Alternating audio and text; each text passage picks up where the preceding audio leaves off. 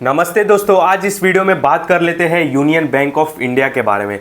Stock काफ़ी समय से नहीं चल रहा है। जब से इलेक्शन का जो रिजल्ट आया वहाँ से जब से स्टॉक गिरा है तब से नहीं चल रहा है। इसका रीज़न क्या है, इस वीडियो में हम जानने की कोशिश करेंगे और मैं आपको बताऊंगा कि मुझे क्या लगता है इसका रीज़न क्या है। देख सकते हो अभी चल रहा है 118 रुपये के आसपास। और बाद में यहाँ पर मैं बात करूँ इलेक्शन में, देख सकते हो जो इसका रिज़ल्ट आया था, यहाँ पर देखो इस टाइम पर रिज़ल्ट आया था और देख सकते हो कि स्टॉक 170 से कितना रुपया गिर गया था, यहाँ पे देख सकते हो 170 से स्टॉक 136 गिर गया था। यानी कि यहाँ पे मैं अगर प्राइस रेंज एक लगा दूँ, यहाँ पे देख सकते हो, मैं रीज़न बताऊँगा पीएसयू स्टॉक आखिर क्यों गिर गए। यहाँ पे मतलब ये चल क्यों नहीं रहे उसका मैं रीज़न आपको बताता हूँ। बाकी गिरे क्यों वो तो अपने को भी पता है कि रिज़ल्ट अच्छा नहीं आया था, गवर्नमेंट के फेवर में रिज़ल्ट नहीं आया था, इसके वजह से। पहले मैं प्राइस रेंज लगा दूँ, बता दूँ कि भाई स्टॉक में हमको कितनी गिरावट देखने के लिए मिली थी। तो देख सकते हो भाई, यहाँ पे क्रॉस में कर दूँ, आजा भाई, हाँ अराउंड भाई 17, ये अराउंड 20% के आसपास ये स्टॉक गिर चुका था इलेक्शन के रिजल्ट का। और उसके बाद से भाई उसने उस लेवल्स को देखा ही नहीं, मतलब उसके ऊपर गया ही नहीं। रीज़न यही है कि देखो इतनी बड़ी गिरावट होने के बाद किसी नए बायर्स में इतनी हिम्मत नहीं कि वापस इस स्टॉक को बाय कर सके। इस स्टॉक का कोई भी स्टॉक, मतलब ये जो निफ्टी पीएसयू बैंक है ना, उस स्टॉक की मैं बात करूँ। मैं इंडेक्स पे लेके चलता हूँ, आपको काफ़ी अच्छी तरीके से समझ में आएगा। क्योंकि देखो ये एक चल रहा था किस भरोसे से लोग इसमें क्यों बायर्स हो रहे थे, मतलब क्यों बायर्स आ रहे थे, क्योंकि उनको क्या लग रहा था कि मोदी गवर्नमेंट वापस काफ़ी अच्छे स्ट्रॉन्ग पोजीशन में आएगी, मतलब खुद का उनका बहुमत आएगा और ये स्टॉक 200 रुपये भी चला जाएगा। लोग इस उम्मीद से बाय कर रहे थे और जब लोगों का उम्मीद टूटा तो लोग भाई इसमें से एग्जिट करना चालू हो गए। यहाँ पे देखो, मैं यहाँ पे आता हूँ और यहाँ पे मैं आपको दिखाता हूँ इंडेक्स में जाता हूँ तो देख सकते हो निफ्टी पीएसयू बैंक, भाई मैं इसको कंटिन्यू रोज़ वॉच लिस्ट में रखता हूँ। एसबीआई का भी हाल हुआ ही है, उल्टा मैंने बैंक ऑफ इंडिया भी लेके रखा था 113 रुपये के लेवल से 165 भी गया था। मैं भी इसी रिज़ल्ट के वेट में था, जब इनका रिज़ल्ट अच्छा आएगा तो मेरा 200 तक जाएगा तो मैं सेल करने के लिए सोचूंगा। पर बाद में क्या हुआ पता है, रिज़ल्ट ख़राब आया और स्टॉक भाई 112 तक आ गया था जब रिज़ल्ट इनका ख़राब आया। तो फिर मैंने 113 114 में निकल गया और मुझे पता था कि अब इसमें कुछ होने वाला नहीं है, क्योंकि जो होना था कहानी हो चुका है, जो कहानी घटना था हो चुका है। अब bank of India, UCO bank भी पड़ा था, ये सारे स्टॉक नहीं चलने वाले अब बहुत समय तक। भाई सर दर्द में इसमें नहीं खा पाऊंगा, इसके लिए भाई मैं एग्जिट हो गया भाव टू भाव, मतलब 3-4 रुपया ऊपर से मैं एग्जिट हो गया। देखो मैं दिखाता हूँ यहाँ पे बैंक ऑफ इंडिया, देखो क्या बोला मैंने, बैंक ऑफ इंडिया लिया था, मैं बता रहा हूँ ना, मैंने 100 ये देखो 113 रुपये के लेवल से लिया था, इसी लेवल से लिया था, देखो इसी लेवल से लिया था, देख रहे हो 11 दिसंबर को। और बाद में ये गया कहाँ तक गया था, 165 तक गया था। ये देखो 151 155 तक गया था, देखो याद है ना मुझे। ये देखो 154, ये देखो 154 तक गया था, मैंने नहीं सेल किया। फिर बाद में क्या हुआ, इनके रिजल्ट ख़राब हुए तो ये भाई स्टॉक देखो अभी मेरे वापस बाइंग प्राइस पे घूम रहा है, 113 के बाइंग प्राइस पे घूम रहा है। मैं 114 में निकल गया, मैंने ज़्यादा वेट भी नहीं किया। तो देख सकते हो मैंने इसमें अलर्ट वगैरह भी लगा के रखा रहेगा। हाँ देखो अलर्ट लगा के रखा है ना, बैंक ऑफ इंडिया 112 का ट्रिगर्ड प्राइस, ये देखो प्राइस 29 दिसंबर 2023 को मैंने लगा के रखा है, देख लो। मतलब ये सारी मेरी बाइंग के लेवल्स थे, इसके वजह से मैंने अलर्ट लगा के रखा था। 115 का भी मैंने बाइंग लगा के रखा था, देखो ये देखो, हाँ सॉरी ये देखो मेरे को बेचना था, मतलब ये जब बैंक ऑफ इंडिया कंटिन्यू गिरते गया और मेरे मतलब बाइंग प्राइस के मैं सोच रहा था पास में आएगा तो मैं बेच दूंगा।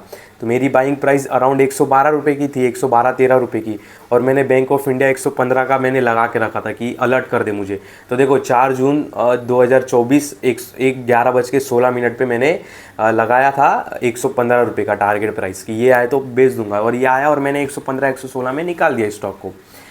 और मेरे को पता था उसके बाद कुछ होने वाला नहीं है, क्योंकि देखो इतना बड़ा इवेंट होने के बाद, इतना स्टॉक गिरने के बाद, निफ्टी पीएसयू का इंडेक्स मेरे ख्याल से 7 से 8% गिर गया।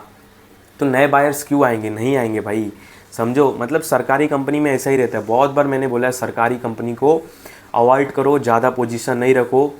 क्या बोलते कि एसएल वगैरह थोड़ा लगा के रखो, लॉस भी होए 2-3 रुपये का तो बेच दो, अगर नहीं समझ में आ रहा है सेल कर दो।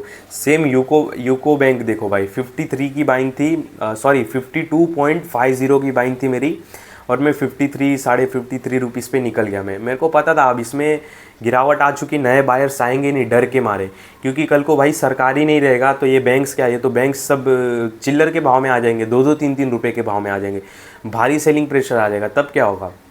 और उसके बाद से कोई स्टॉक नहीं चला। देखो SBI देख लो भाई, ये देखो SBI यहाँ पे ये जून का, और उसके बाद ये डिप लगा, डिप के बाद 829 और गिरावट। यूनियन बैंक दिखा दिया, कैनरा बैंक भी देख लेते हैं, देखो वो भी हाई बना, गिरावट। नए बायर्स आएंगे नहीं भाई, सरकार, लोग जब डर जाते हैं ना सरकार से, नए बायर्स नहीं आते। IRCTC में भी सेम इसी तरह हुआ था। बैंक ऑफ महाराष्ट्र देखो, मैं बैंक ऑफ महाराष्ट्र में अपने फ्रेंड को दिलाया था, उसको बोला था भाई एग्जिट कर ले, अब कुछ नहीं होने वाला है, वो भी एग्जिट कर लिया। अब देख सकते हो उसी लेवल में घूम रहा है। इसके बीच में कितने स्टॉक चल चुके हैं, 5-10%, कितने का भाई। इन्फोसिस ही 1500 से 1900 चल चुका है, 400 रुपये एक शेयर के ऊपर मिल रहा है, क्या चाहिए।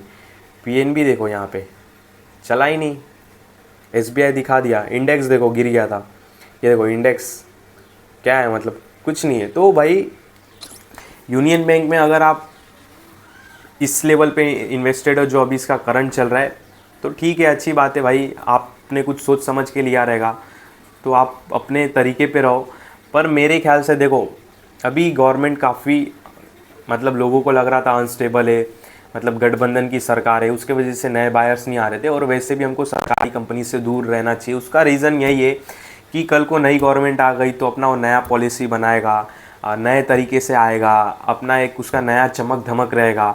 अब वो चमक धमक स्टॉक को अच्छा लगता है कि नहीं लगता है वो अपने को नहीं पता। सपोज़ रोड बनाने वाली कंपनी सरकारी है, जैसे कि NCC कंपनी है, उसको ऑर्डर मिलते हैं रोड बनाने का। अब कल को नई गवर्नमेंट आई और वो बोलेगी कि भाई हम रोड की स्पीड बनाने की स्लो कर देंगे, हम भाई हॉस्पिटल बनाएंगे, हम हॉस्पिटल ज़्यादा बनाएंगे, रोड कम बनाएंगे। मतलब रोड अभी मान लो 20 किलोमीटर पर डे के हिसाब से बन रहा है, तो हम भाई रोड बनाएंगे अब 15 किलोमीटर पर डे के हिसाब से। तो भाई पॉलिसी चेंज, स्टॉक का प्राइस भी चेंज, सीधा डाउन हो जाएगा स्टॉक। अब कल को नई गवर्नमेंट आएगी, बोलेगी कि मैं IRCTC का जो नेट प्रॉफिट है उसमें से मैं 20% रखूँगा, तो फिर क्या भाई 20% रखोगे, फिर स्टॉक का प्राइस डाउन।